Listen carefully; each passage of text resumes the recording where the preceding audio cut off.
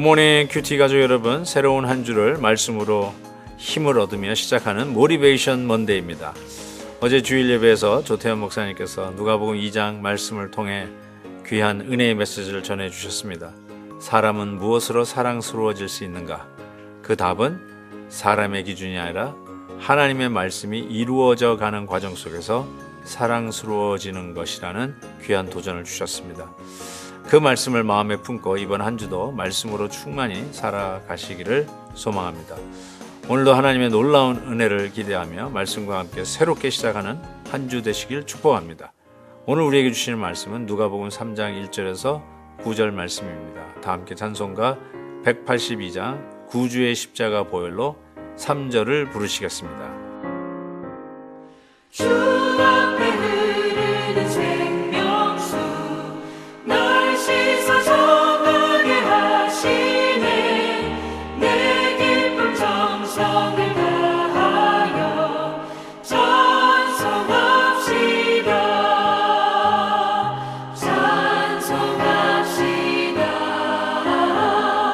찬송합시다. 내 죄를 씻으신 주 이름 찬송합시다. 디베르 황제가 통치한 지 15해 곧 본디오 빌라도가 유대의 총독으로 헤롯이 갈릴리의 분봉왕으로 그 동생 빌립이 이두레와 드라고니 지방의 분봉왕으로 루사니아가 아빌레네의 분봉왕으로 안나스와 가야바가 대제사장으로 했을 때에 하나님의 말씀이 빈들에서 사가라의 아들 요한에게 임한지라. 요한이 요단강 북은 각처에 와서 죄사함을 받게 하는 회개의 세례를 전파하니 선지자 이사야의 책에 쓴 바 광야에서 외치는 자의 소리가 있어 이르되 너희는 주의 길을 준비하라. 그의 오실 길을 곧게 하라. 모든 골짜기가 메워지고 모든 산과 작은 산이 낮아지고 굽은 것이 곧아지고 험한 길이 평탄하여질 것이요 모든 육체가 하나님의 구원하심을 보리라 함과 같으니라. 요한이 세례받으러 나아온 무리에게 이르되 독사의 자식들아 누가 너희에게 일러 장차 올 진노를 피하라 하더냐. 그러므로 회개에 합당한 열매를 맺고 속으로 아브라함이 우리 조상이라 말하지 말라. 내가 너희에게 이르노니 하나님이 능히 이 돌들로도 아브라함의 자손이 되게 하시리라. 이미 도끼가 나무 뿌리에 놓였으니 좋은 열매 맺지 아니하는 나무마다 찍혀 불에 던져지리라.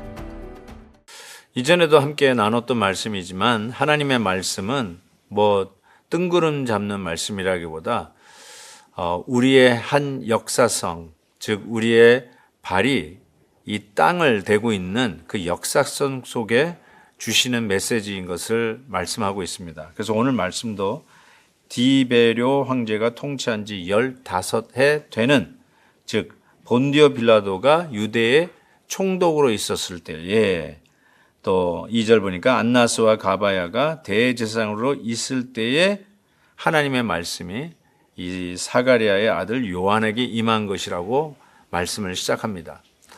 역사성에 발을 붙이고 우리에게 주시는 메시지입니다.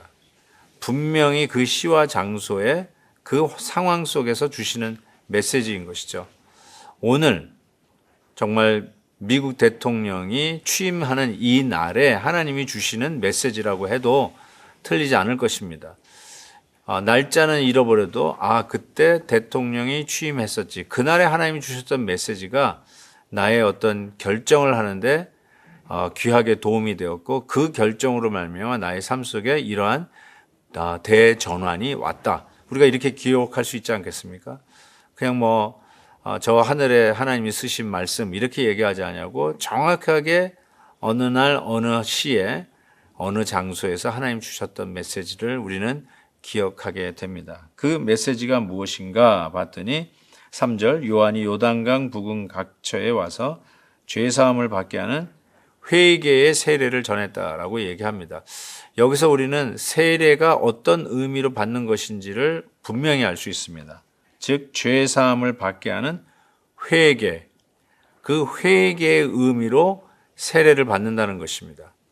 뭐 교회 멤버십을 얻기 위해서 세례를 받고 뭐 한 교회에 소속되는 세례 교인 된 것도 법적으로 갖게 되겠지만 실은 이와 같이 세례를 받게 되는 것은 이 죄 사함을 얻게 하는 회개를 했다는 외부적인 증거, 모든 사람들이 같이 눈으로 목격했던 외적 증거가 세례라고 등장을 하게 되죠.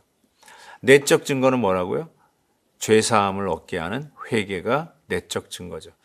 내적 증거는 보이지는 않지만 분명하게 하나님 앞에 내 죄를 회개하고 그것의 결과로 구원을 얻게 되었던 것을 감격적으로 하나님 앞에 감사하는, 그 구원에 틀림없이 내적 증거가 있는 자들이 교회적으로 베푸는 외적 증거 세례를 받게 되어 있다라고 이야기를 합니다. 바로 이와 같은 회개의 세례를 증거한 것을 뭐라고 성경이 쓰냐면 너희는 주의 길을 준비하라 그의 오실 길을 곧게 하라라고 이야기를 합니다. 바로 그 회개가 우리 주님을 맞이하는 준비하는 길이다라고 이야기합니다. 주님이 여러분의 마음속에 오신다고 우리가 이야기를 합니다. 그래서 예수님을 영접해 드리라고 합니다. 여러분의 마음의 문을 열어서 영접하라는 말을 우리는 자주 듣습니다. 어떻게 하면 예수님을 우리의 삶 속에 모셔드리고 그분이 우리의 왕으로 우리를 다스리는 그와 같은 삶을 살 수 있을까요? 오늘 뭐라고 얘기합니까? 죄 사함을 받게 하는 회개. 바로 그 회개가 주님의 길을 예비하는, 준비하는 바로 그 첩경이다라고 말씀하고 있죠. 우리가 어디는 목적지를 향해서 갈 때 길이 굽이굽이 꼬부랑거릴 수도 있고요. 또 움푹 파인 데도 갈 수도 있고 어떨 때는 언덕을 올라갈 때도 있지 않겠습니까? 그래서 어느 목적지까지 가는 것이 어려울 수도 있는데 이 주의 길을 예배해서 그걸 평탄케 하는 길이 있는데 그게 뭐냐? 바로 죄사함을 얻게 하는 회개다라고 말씀을 합니다. 우리는 하루도 회개하지 아니하고는 하루를 지나갈 수가 없습니다.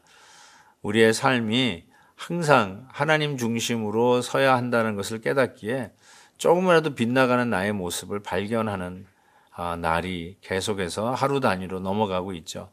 그래서 하나님 앞에 회개할 때 우리 앞에 움푹 파였던 골짜기가 메워지고 우리 앞에 장애물같이 떡 버티고 있는 산이 있어서 이리 굽이 저리 굽이 갈 수밖에 없는데 그 산이 깎이고 그래서 우리는 예수 그리스도를 나의 마음으로 모셔드리는 그 길을 하이웨이 같이 신장로 같이 열어드리고 회개할 때 바로 그 예수님께서 우리의 삶 속에 좌정하셔서 우리를 다스려 주시는 구원의 주, 바로 우리의 구세주로 우리의 삶 속에 와 계신다는 것이죠.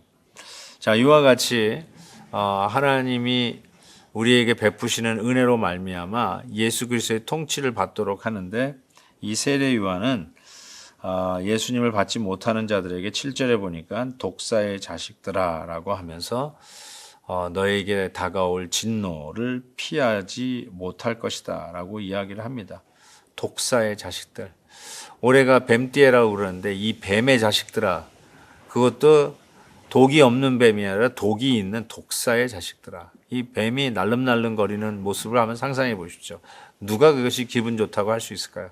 거기다가 아차하는 순간에 물리면 그냥 죽는 것 외에는 다른 길이 없는 바로 그 독사의 자식들이다라고 이야기를 합니다. 회개의 열매를 맺읍시다. 우리는 아브라함의 조상이라고 이야기를 합니다. 능히 아브라함의 조상이라고 생각하고 몇 대째 신앙의 가문이라고 생각하고 안심하지 말고 회개하면서 진정 주의 길을 예비하고 만약에 회개하지 아니하면 이미 도끼가 나무 뿌리에 놓여 있는 것과 같다라고 말씀하십니다. 부디 새해를 시작하는 우리들의 마음속에 회개에 합당한 열매를 맺는 우리 모두가 되기를 주의 이름으로 축복합니다. 하나님 아버지, 한 주간을 시작하며 주의 길을 준비하라는 메시지를 받습니다. 회개할 것을 촉구하는 하나님의 말씀, 그것으로 우리의 앞에 장애물이 낮아지고 골짜기가 메워지는 역사가 있게 해 주옵소서. 예수 그리스도의 이름으로 기도하옵나이다. 아멘. 내일 또 뵙겠습니다.